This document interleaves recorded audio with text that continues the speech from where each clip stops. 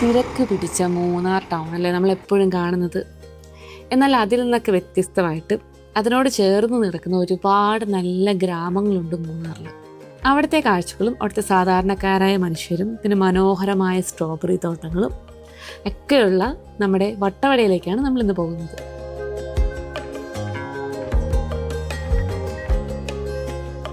മൂന്നാറിൽ നിന്നും ഏകദേശം ഒരു 1.5 hours, അറൗണ്ട് ഒരു 2 hours നമുക്ക് ഇടയ്ക്കൊക്കെ നിർത്തിയൊക്കെ സ്ഥലമൊക്കെ കണ്ട് പോകാനാണെങ്കിൽ ഡാമൊക്കെ ഉണ്ട് കാണാനായിട്ട്.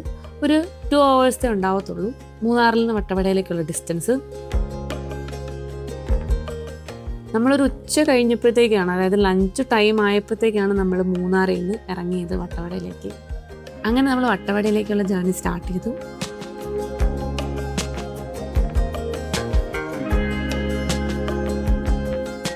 വട്ടവടയിലേക്കുള്ള വഴി ശരിക്കും ഒരു വിഷ്വൽ ട്രീറ്റ് കേട്ടോ.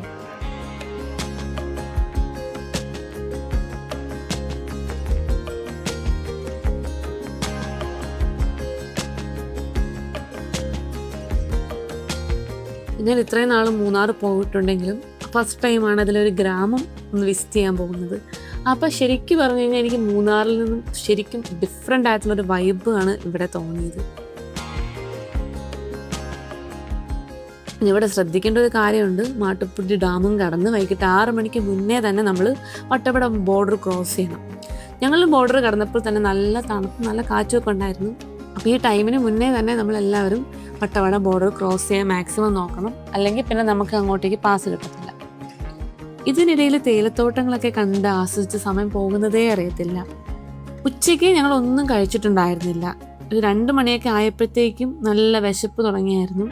പക്ഷെ ഇതിനിടയ്ക്ക് ഹോട്ടലുകളൊന്നും ഉണ്ടായിരുന്നില്ല. ചെറിയ ഫുഡ് കോർട്ട് പോലെ, ചെറിയ ഫുഡ് ട്രക്ക് പോലെയൊക്കെ ഉണ്ടെങ്കിലും നമുക്ക് അവിടെ ഒന്നും കഴിക്കാൻ തോന്നിയില്ല. റെസ്റ്റോറൻറ്റിൽ നിന്ന് കഴിക്കാനായിട്ട് വെയിറ്റ് ചെയ്തു.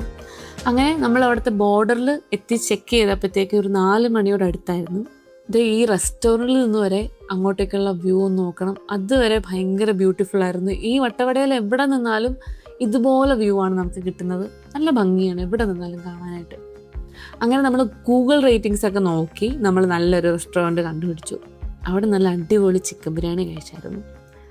നല്ല ടേസ്റ്റ് ആയിരുന്നു ചിക്കൻ ബിരിയാണിക്ക്, ഒട്ടും ഹെവി ഒന്നും അല്ലായിരുന്നു. പിന്നെ അതിൻ്റെ കൂടെ നല്ലൊരു ചായയും കൂടെ കുടിച്ച് ഈ വൈബ് ഇങ്ങനെ ആസ്വദിക്കുമ്പോൾ ഭയങ്കര റിഫ്രഷിംഗ് ആയിരുന്നു. അങ്ങനെ ഫുഡൊക്കെ കഴിഞ്ഞ് നേരെ നമ്മൾ സ്ട്രോബെറി ഫാമിലേക്കാണ് പോയത്. നമ്മൾ ഫസ്റ്റ് കണ്ട ഫാമിൽ തന്നെ കയറി. പക്ഷെ നല്ല ഭംഗിയായിരുന്നു അത് കാണാനായിട്ട്. അവിടെ ചെന്നപ്പോഴത്തേക്കേ മനസ്സിലായത് സ്ട്രോബെറി മാത്രമല്ല, ചെറുതും വലുതുമായിട്ടുള്ള ഒരുപാട് കൃഷികളും അവർ ചെയ്യുന്നുണ്ടെന്ന്. അവിടെ നല്ല ഭംഗിയുള്ള ഫ്ലവേഴ്സ് ഉണ്ടായിരുന്നു.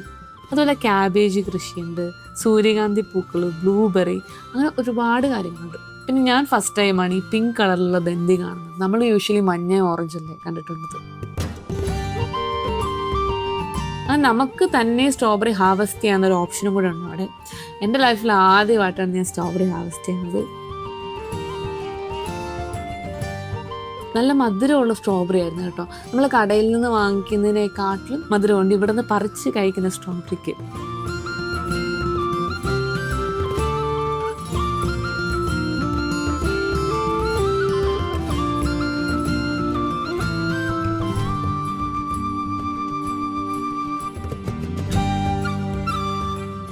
ഇനി ഞങ്ങൾ താമസിച്ച സ്ഥലത്തെ പറ്റി പറയാം. ആദ്യത്തെ ദിവസം ഞങ്ങൾ സ്റ്റേ ചെയ്തത് വട്ടവടയിലെ ഒരു കിഡിലൻ ട്രീ ഹൗസിലാണ്. ആ ട്രീ ഹൗസിൻ്റെ കൂടെ തന്നെ, അതായത് അതിൻ്റെ അടിയിലൂടെ ഒരു വാട്ടർഫോൾ പോകുന്നുണ്ട്. ശരിക്കും പറഞ്ഞാൽ ഈ വാട്ടർഫോളിൻ്റെ സൗണ്ട് കേൾക്കുമ്പോൾ തന്നെ നമുക്കൊരു ഫോറസ്റ്റിൽ താമസിക്കുന്ന ഫീലാണ്.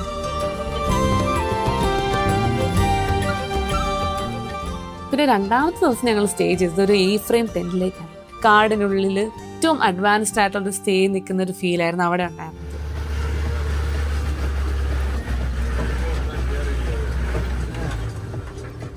അങ്ങോട്ടേക്ക് വരാനും പോകാനും ഓഫ് റോഡ് ജീപ്പ് റൈഡ് അവർ തരുന്നുണ്ട്.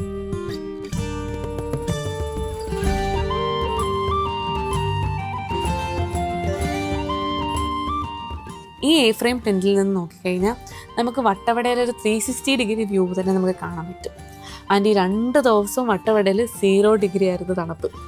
ആ കൊടും തണുപ്പും കാടും ഫാമും പിന്നെ അവിടുത്തെ നല്ല മനുഷ്യരും ഒക്കെ ആയിട്ട് വട്ടവട ജീവിതം ഭയങ്കര രസമായിരുന്നു.